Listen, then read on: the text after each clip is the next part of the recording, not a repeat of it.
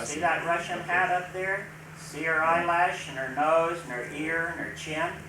Took my brain a long time to And go she's around. looking out that way. She's looking out that way. I got you. How do you know she's pretty? I know she's pretty. I met her before. Okay, I'll trust you. Yeah, I met her before. Now Linda posed for that.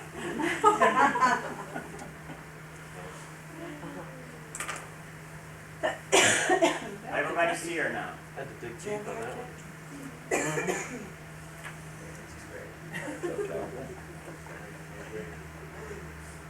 Now then, I'm going to make you a quote. You've got to follow me real close in order to stay with what I want you to understand and to know and think.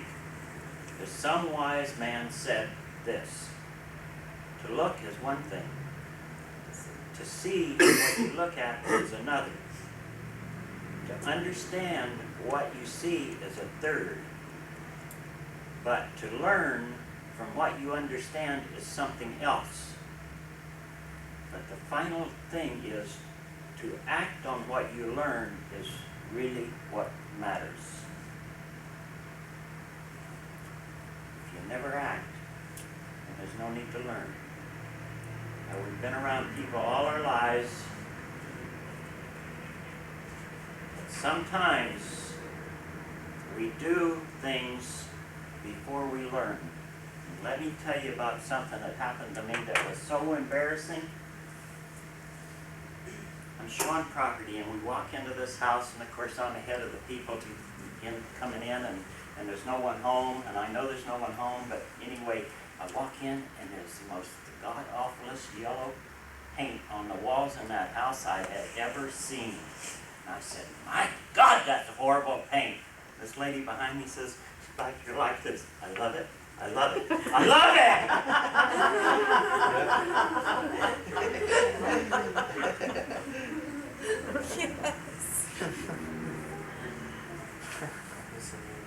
I learned to keep my stupid mouth shut.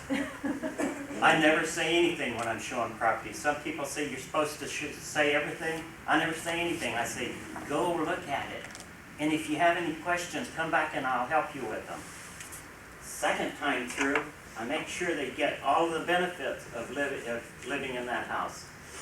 But the first time through, I say, hey, go look at it.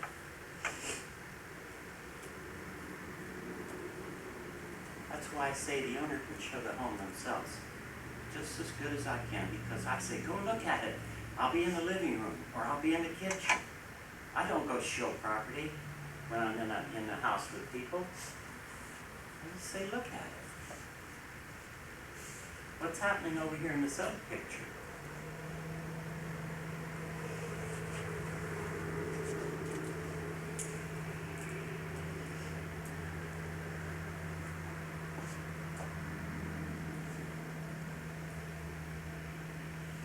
Anyone have an idea? Huh? I'm sorry, I put it in. It looks like they're either writing a police report. You think he's getting a ticket? That's the guy. How do we know that's a policeman? He's getting a ticket? Selling tickets for police involved. Yeah. You think maybe he could be reporting that there was an attempted theft of the car? Huh? Be asking directions. How do you know that's a policeman? See, you really don't know, do you? And until if we were there, then we would know, but we don't know. And until we know, there's not much need to talk about something as to what the people have a need for and need to do. So, those questions that I told you is in this book. When you're doing your listing presentation, if you don't know the answer to these questions when you sit down at the table, you may as well fold up your pad and go on home. No need to sit down at the table. Very simple, but very vital to your getting a listing and not getting a listing. Because it all leads to the center of my thing over there. Cycle of motivation.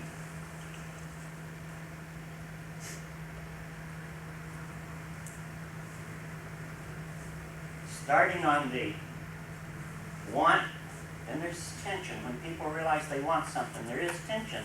You have it, haven't you? When you want something, well, how do I do it? What do I do? So you have a problem.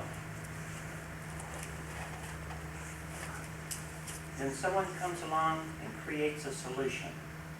You need a solution for that problem.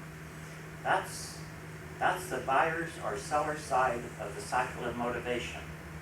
Now then, let's come over on the other side of the cycle of motivation, the feature, help you sell. This is your side. This is the agent side of the motivation. You've got the feature, but you also have the tension. Because you're not sure you can explain the advantages, and the end result is you've got to break the advantages down into the benefits. That's the salesman's side of the cycle of motivation. And when you can complete that cycle of motivation just every time, just like that, you'll never miss a sale. But you understand where the seller or the buyer is coming from. They have the want, and there is a fear. Just like you have a fear. Salespeople have a fear. Just like I have a fear. Sometimes every time before I start a class, I have a fear, but I won't do a good job. You don't believe that, do you? It's true. So I have a problem. I have to go talk to myself before I come into the room. That's why I'm not out shaking your hands before I get in the room. And then I come to the solution that I've done it before, I should be able to do it again.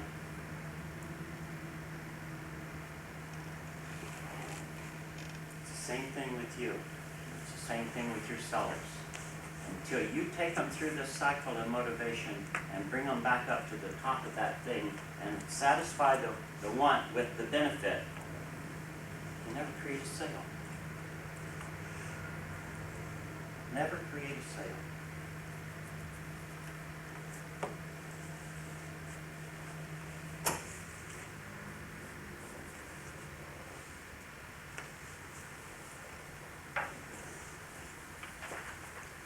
So now then, remember what the wise guy said? Let's translate that into the people business. It's going to become people experts. If we're really going to be people experts, we must look, then we must see. And seeing, we must understand. And with this understanding, we must act.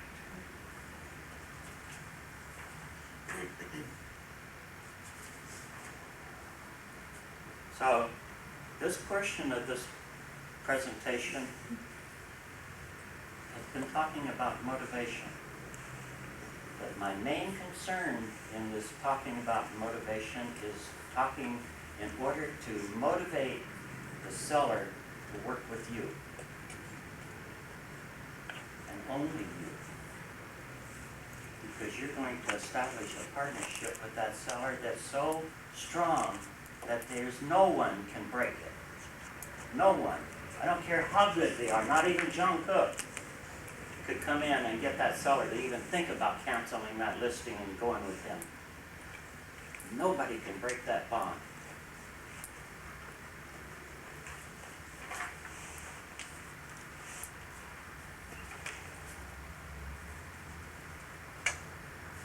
So now then, we're going to bridge this over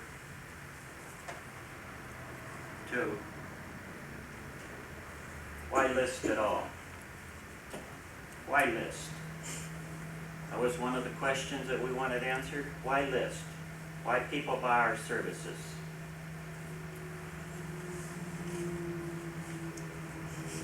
Write down these words. What do I have to offer sellers?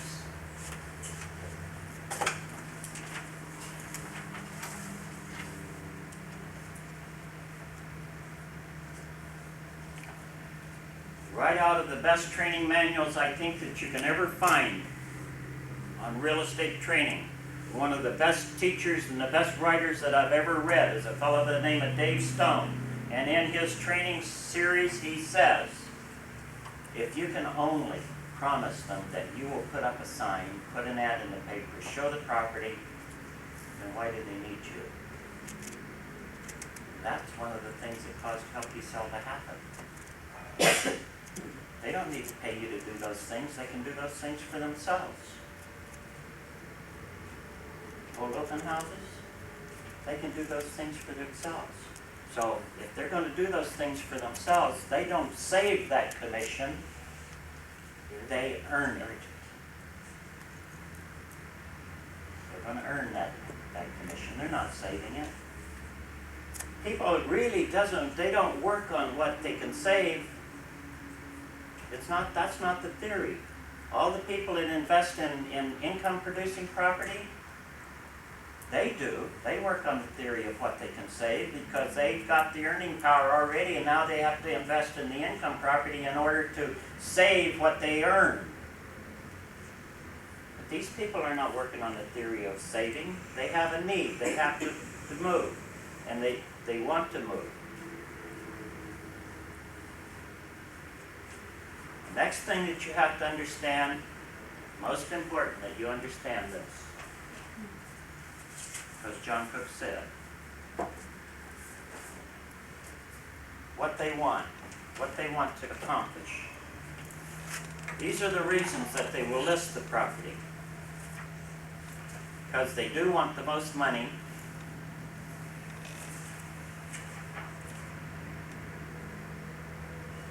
They want confidence in handling the detail. So they've got to have confidence in you as an agent. You have to establish that bond so strong. They want peace of mind regarding decisions, because as you learned yesterday, I hope you learned yesterday, I hope that I sold you the idea that people cannot make a decision. They need help to make decisions. And they want exposure to the right buyer. These are the reasons that they will list.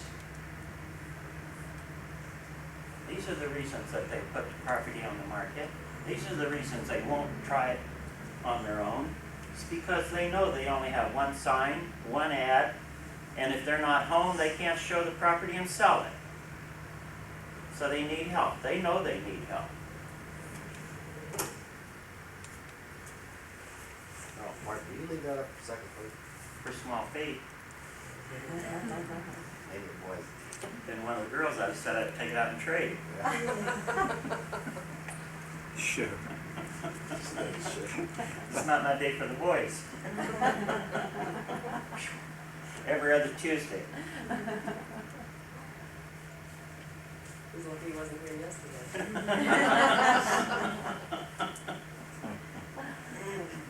Okay?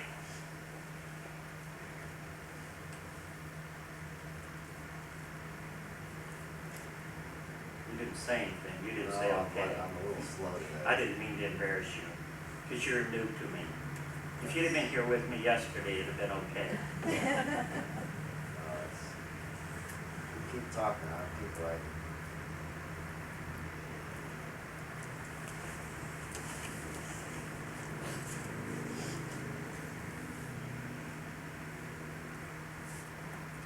Knowing these things, you should be able to overcome the question of why list at all.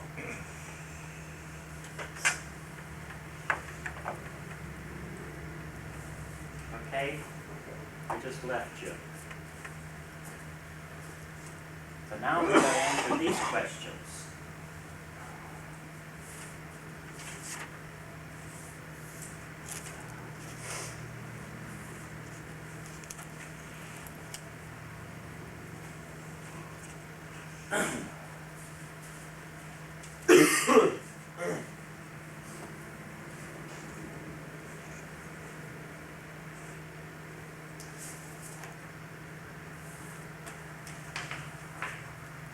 So in the process of answering those questions, let's start with this one. To sell any house, I don't care who the people are, unless they're really good, need an agent. Because if they don't use an agent, there is a good chance that they might get less money for the property than they would have if they had used an agent. Because yesterday, we talked about weakening their position when someone looked at it, they didn't make an offer, they didn't come in and want to buy it, and they called them up. They cannot negotiate in their own right. But a seller has two things that they want to accomplish when they are putting their property on the market. They want to sell it in the shortest possible time at the best price obtainable. That is the most important things that they want to do. So if that's the most important things they want to do,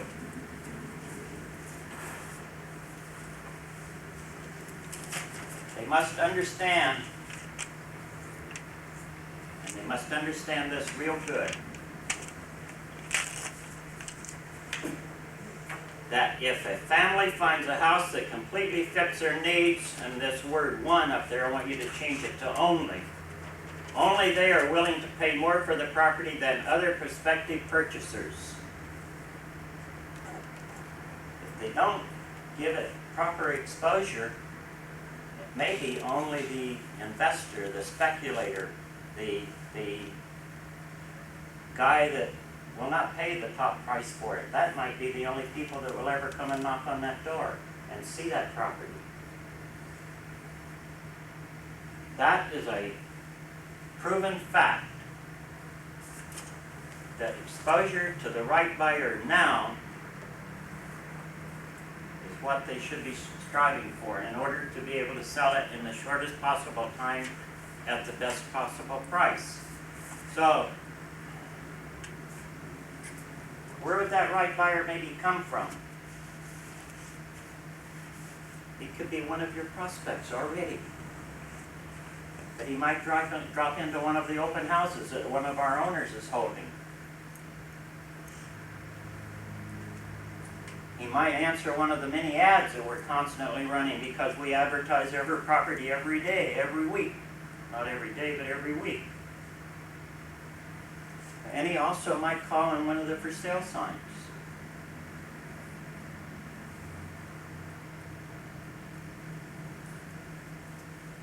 There's other things we do too, aren't there? That he might call on some of the flyers, some of the brochures that we put out. Convenience in handling the details. Wasn't that one of the things I had up there? Convenience in handling the details. As your agent, there are many things that we can do for you that you cannot do for yourself, that will produce the results that you want. This is where you begin to explain about you. Convenience in handling the details. Now let me tell you about the difference between us and them.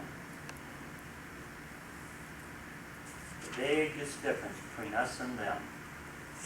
They say to the seller, "We will sell your property for you," in their contract. They get an exclusive right to sell, and it's irrevocable, but it is an exclusive right to sell. And our contract says, "We will help you sell your property." It doesn't say we're going to sell it for you. It says we will help you sell your property. There says we will sell it for you. So therefore, they're eliminated from being able to be part of the process. So they have to hold the open houses. They have to do all the showings. They have to do all of that in order to earn what they charge. But we don't have to do all of that, because we say we will help you. Now then, say you're all hung up on multiple. You think that's the greatest thing since sliced bread. But let me tell you young people how multiple happened. I told you I worked for Forrest E. Olson, I worked for Herbert Hawkins Company, I worked for Walker and Lee, I worked for every big company that was in existence in the 1960s and early 70s. I couldn't stay put in one damn place. I get in there and I start working, and I get under a manager that knew less than me, and everybody in the office is trying to pick my brain. I get TO'd at the manager, and I quit. Until I finally did my own office, I was never happy, because I couldn't quit. But the multiple was created by all the little brokers that were in the area, and they said, well, I don't have enough properties in order to draw people to me. And the other little broker said, I don't have enough properties to draw the people to me either. So they said, let's form a group, and we'll call it a multiple listing service, so that everybody puts their properties into there, and everybody can sell everybody else's property, and we will co-op on commissions. See, they did that. That was the weak getting to where they could fight the strong. And the strong ran so many agents, they didn't care if they did that, because they knew that all their agents couldn't sell all their listings, so they put all of their listings into that pool also, and they had an extended arm of salespeople.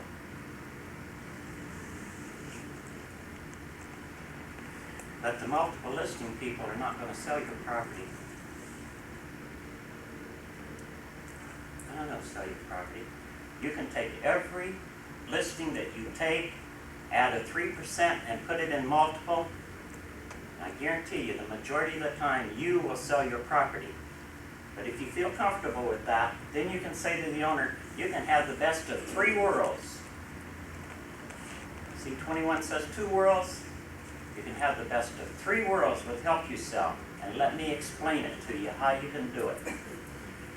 Start out with, we have a set fee. We put the for sale sign in your front yard. It says for sale by owner. And if somebody knocks on your door and the house sells itself, because that's the only salesman in any sale, you will never sell a house.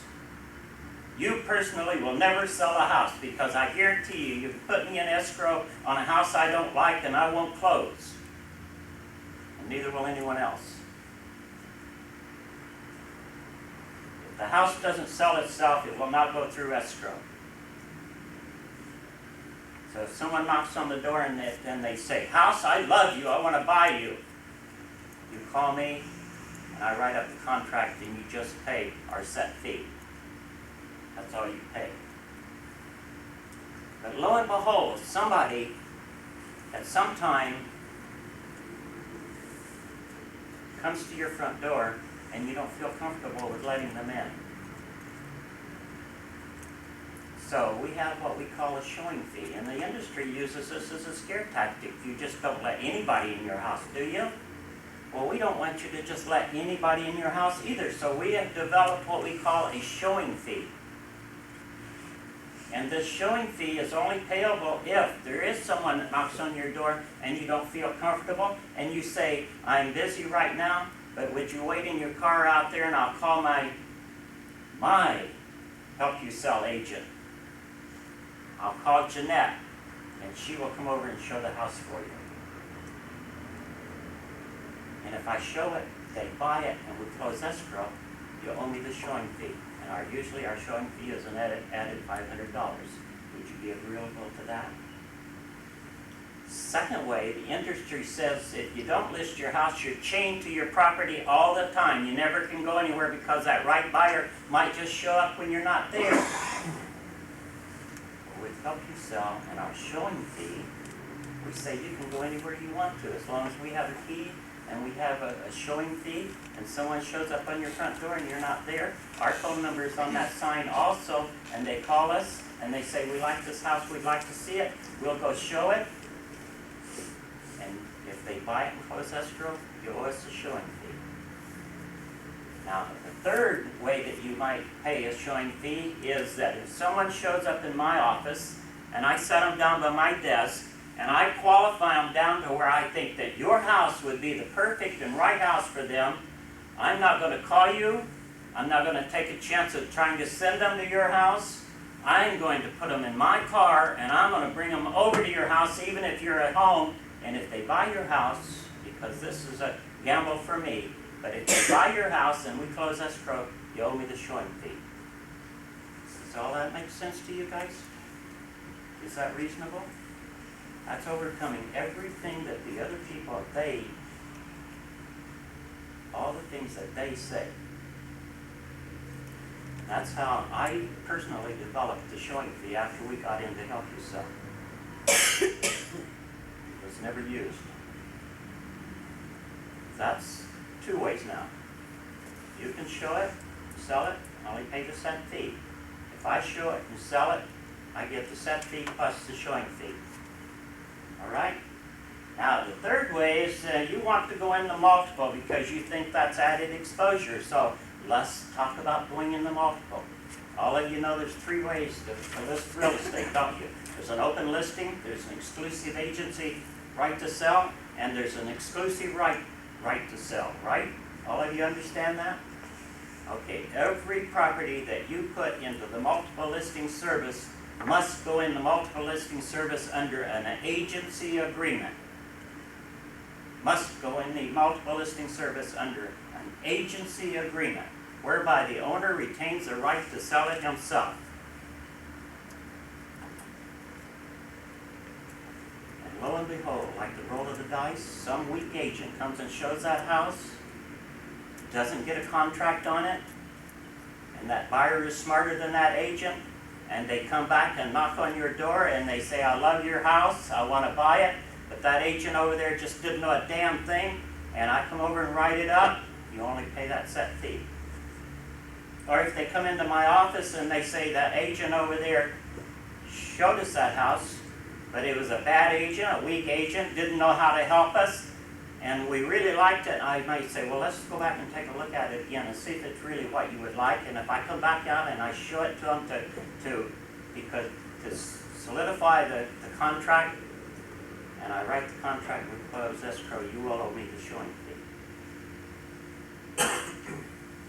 You can put every property you take on the market into the multiple listing service if you want to, but let me tell you, there's only two key things that sell real estate. Two key things.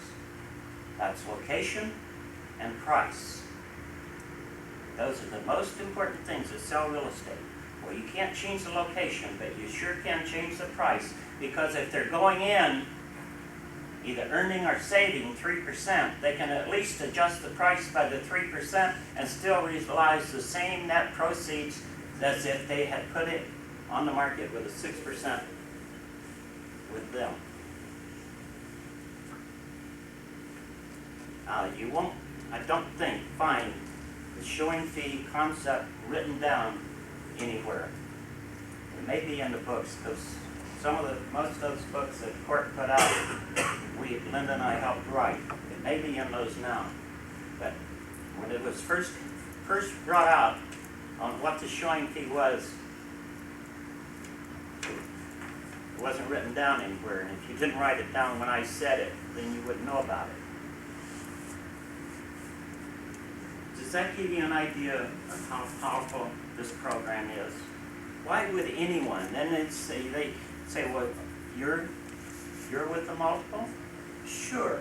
Open your book and see here. Here's my certificate. I'm even a realtor, just like them.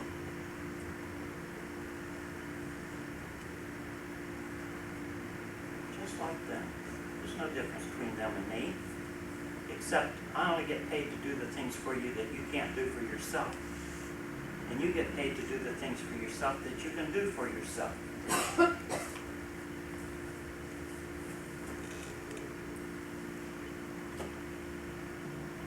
going to get you today. You can't run all night and stay here all day. You're going to be in big trouble before the day's over. I'm going to catch you.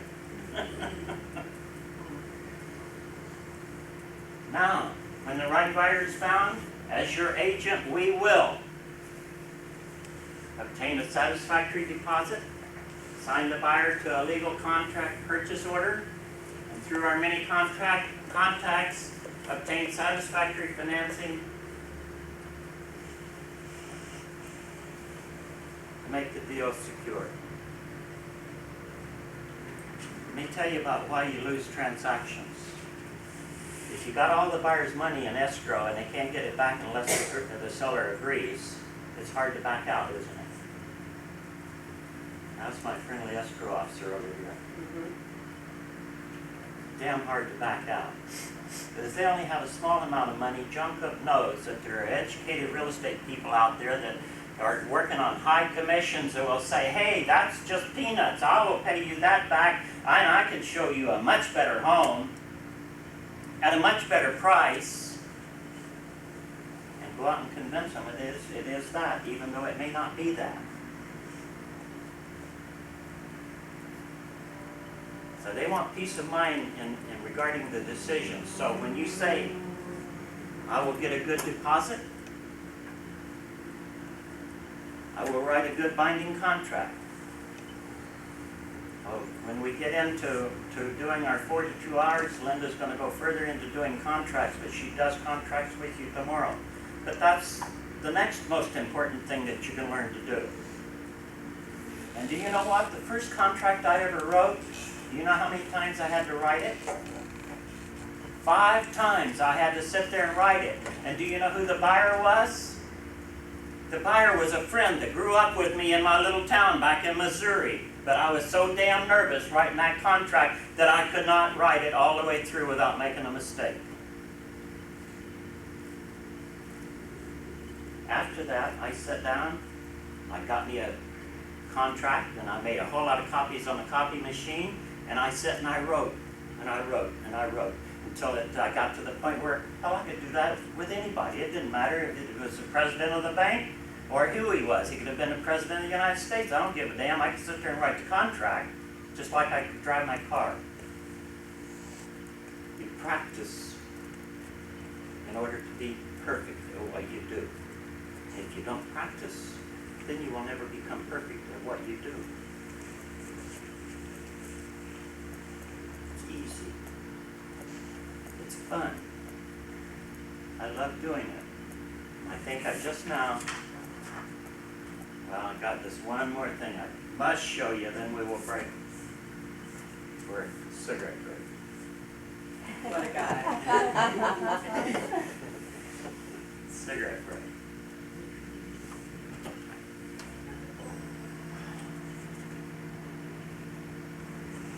Which one of those salesmen do you want your buyers and sellers to see?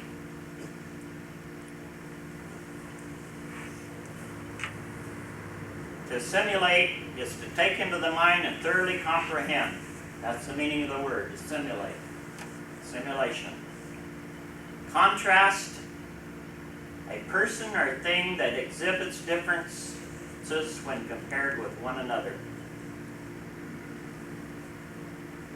We make sure that they understand who we are and what we are, and we make sure that they understand who they are and what they are.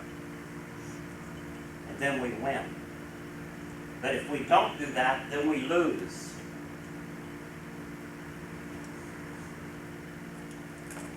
And that's why they call it work. Say it again? And that's why they call it work. Yeah, but you know what? You have to earn it. Yeah, but you know what? Work is not fun.